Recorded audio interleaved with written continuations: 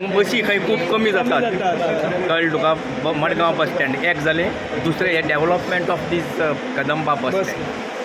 बस stand हे आमचे मडगांवचे हे आमचे PPP मॉडेलाचेर आमी गोवोरमेंटान करपाचें थारायलां.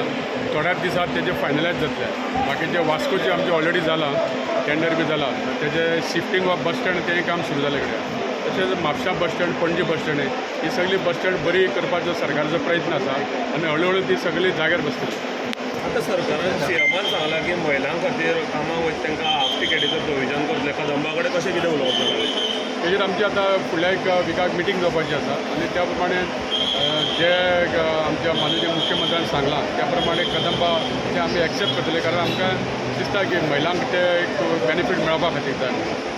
पूण हेजेर सरकारा कडल्यान कितलो पर्यंत तुमकां बेनिफीट मेळपाक जाय? सध्या तरी आमी कदंबा आमचे सगळे सरकाराचेर डिपेंड आसता. आमी बस घेतले जाल्यार कदंबा सरकारा कडेन आमी पयशे घेवचे पडटा. जो आमचे सरकार एम्प्लॉईज आहा तांकां पगार सुद्दां आमचो सरकारूच दिता.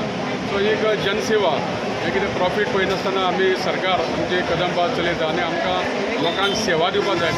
त्या खातीर आमचे नवीन बसी घेवपाच्यो आसतल्यो, जावं महिला खातीर फ्री टिकेट आसतली, हे सगळे जावं स्टुडंट्सां खातीर 50%, जावं सिनियर सिटीजनांक कन्सेशन, हे सगळे आमी सरकाराच्या जे कितें योजना ते आमच्या कदंबान आमी राबयता आनी त्या खातीर आमकां वेळोवेळी सरकार मदत करता.